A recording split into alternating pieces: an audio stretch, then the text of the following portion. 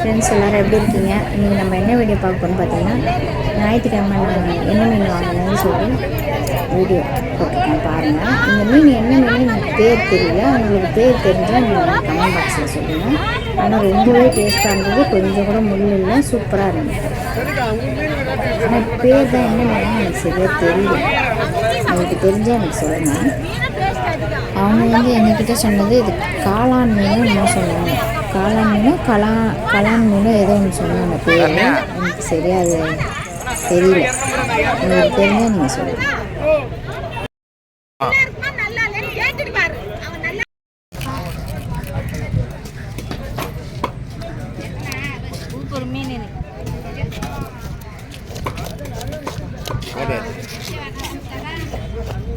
செவில் எடுக்கிற